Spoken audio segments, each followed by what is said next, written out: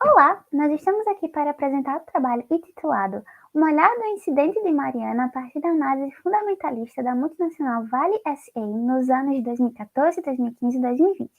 Esse trabalho foi composto por Carlos Gustavo Paiva Rodrigues, Maria Clara Bonifácio Prazeres e Aérea Rodrigues Fernandes, todos do Instituto Federal de Alagoas, campus Santana do Ipanema. Primeiramente, é importante traçar uma perspectiva da exploração de recursos naturais, já que para Coelho 2015, a história brasileira pode ser contada a partir da parceria governamental com a mineração. E isso se dá principalmente a partir do início da construção da Vale do Rio Doce em 1942, durante o governo de Getúlio Vargas. 55 anos mais tarde, a Vale é privatizada em 1997 no governo FHC, que é rodeado de polêmicas, pois a estatal tinha receitas e lucros altos. E, 18 anos mais tarde, a Vale volta a aparecer nos jornais como sendo uma das principais responsáveis pela tragédia ocorrida tanto em Mariana em 2015 como em Brumadinho em 2019. Pensando nisso, nós temos como objetivo geral a análise do potencial da ação Ticker Vale 3, diante dos investimentos antes, durante e depois do desastre de Mariana, em Minas Gerais. Quanto aos nossos objetivos específicos, o primeiro é especificar alguns dos aspectos macro e micro que envolvem os investimentos, através da análise fundamentalista e à luz da bibliografia vigente. Como também fazer um recorte histórico através da análise longitudinal dos investimentos da ação Vale SA nos anos de 2014, 2015 e 2020.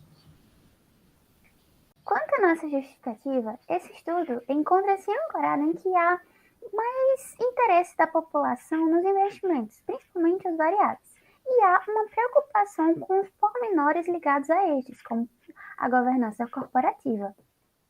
Governança essa defendida por Dalmácio Lopes Rezende e Sarno Neto 2013, ao sinalizar as práticas da empresa e a sua credibilidade para conquistar investidores como importantíssimas.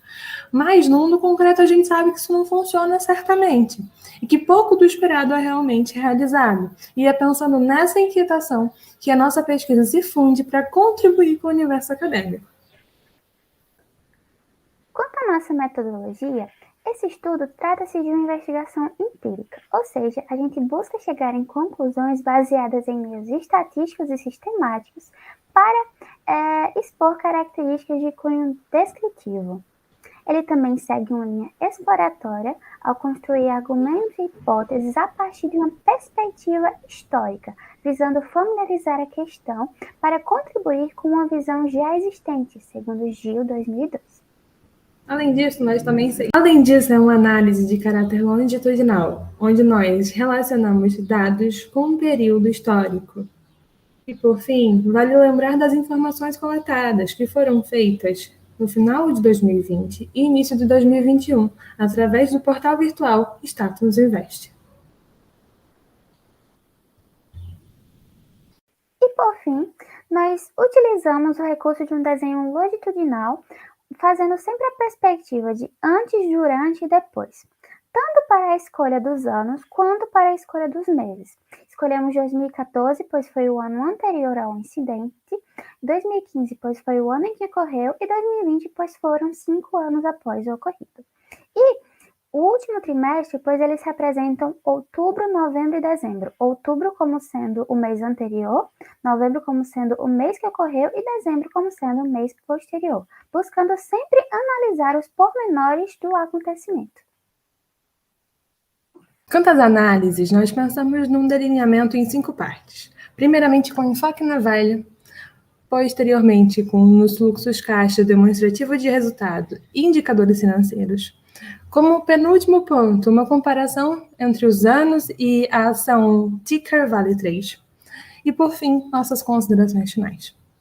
Além de conhecer o histórico da Vale SA, é interessante também conhecer o seu papel no mercado atual de mineração, já que ela é a maior produtora de minério de ferro, pelotas e níquel no mundo, ou seja, ela tem grande papel tanto nacional quanto internacional. Sendo assim, é interessante também conhecer algumas de suas características, como, por exemplo, ela possui como missão a transformação de recursos naturais em desenvolvimento sustentável e alguns de seus valores, que é a vida em primeiro lugar, cuidar do planeta e agir da forma correta. Sendo assim, questiona-se se esses estão sendo cumpridos, à vista dos acontecimentos já citados aqui nesse trabalho. Como defende a Saf Neto e Lima 2014, as demonstrações financeiras, e principalmente em sociedades por ações, é muito importante e é elementar que sejam públicas. Dessa forma, nós utilizamos dois tipos de demonstrativos, tanto fluxo-caixa como demonstração do resultado do exercício, e como indicadores financeiros P sobre VP, ROI e margem bruta. Prosseguindo com o fluxo de caixa, vale ressaltar que esse demonstrativo a gente utilizou o ano de 2016, pois ele faz referência ao ano anterior em seus resultados, expressou pouquíssima diminuição no exato ano em que ocorreu o incidente de Mariana. Que das 12 variáveis analisadas, 5 foram desfavoráveis e 7 foram promissoras, ratificando o que já foi expresso anteriormente. Passando para a DRE, viu-se que 2015 foi o único que obteve saldos negativos com relação aos seus lucros líquidos, ao passo que 2014 e 2020 obtiveram resultados positivos.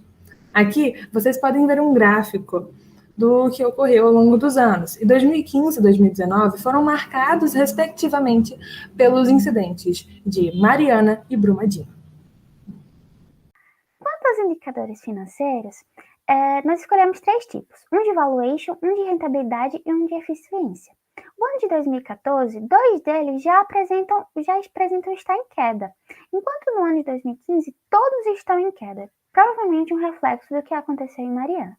Já 2020, 5 anos após Mariana e 1 ano após Brumadinho, esses estão todos altos. Passando para a próxima seção da análise, sobre a comparação temporal e a ação Ticker Vale 3, a sua maior alta foi em outubro, em relação à sua maior baixa, que foi em dezembro. Trimestre de 2015, que foi o período em que ocorreu o incidente de Mariana, a gente pode perceber algumas coisas nessa linha do tempo. Em outubro, a gente tem uma alta, a maior alta do período, enquanto que em novembro, que foi o mês em que ocorreu o incidente de Mariana, a gente percebe que a sua maior alta foi 2 dias antes de um incidente, e que o mês ele vai fechar em queda, e essa queda se prolonga para dezembro. Tanto que a amplitude geral desse período ela é a maior de todos os períodos analisados. Se a gente observar os dados dos últimos trimestres de 2020, as cotações elas são altamente divergentes dos anos anteriores. E isso prova o contrário daquela premissa anterior que tínhamos, a respeito dos valores serem mais baixos em decorrência do incidente de Brumadinho em 2019. Especialmente porque a sua maior alta, de 84,12%, ter uma porcentagem de 831,23% em relação à menor baixa de 2015. Quanto às nossas considerações finais, primeiramente foi possível observar uma dualidade a se falar de Vale SA, pois apesar dela projetar mudanças funcionais para diminuir seus impactos ambientais e favorecer projetos de cunho sustentável, ela se mostrou ineficiente e com a política de negligência no que se refere à sua atividade-chave. Além disso, seu lucro líquido, como também a DRE, apresentaram recuperações, mesmo diante do incidente de Mariana, em Minas Gerais. Os indicadores financeiros apresentaram um declínio nos anos de 2015, como era o esperado, mas uma prosperidade no ano de 2020, o que não era esperado. E a análise temporal, dos anos 2014, 2015 e 2020 apresentou uma semelhança muito grande com as dos demonstrativos financeiros. Assim, o incidente em Mariana mostrou sim influenciar negativamente a ação Vale SA, ticker Vale 3, mas por um curto período de tempo.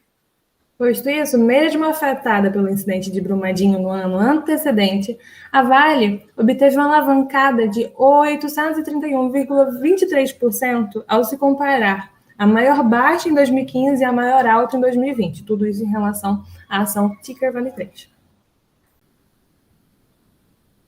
Dessa forma, a gente finaliza com as nossas referências, que são essas. E os nossos agradecimentos. Muito obrigada pela atenção.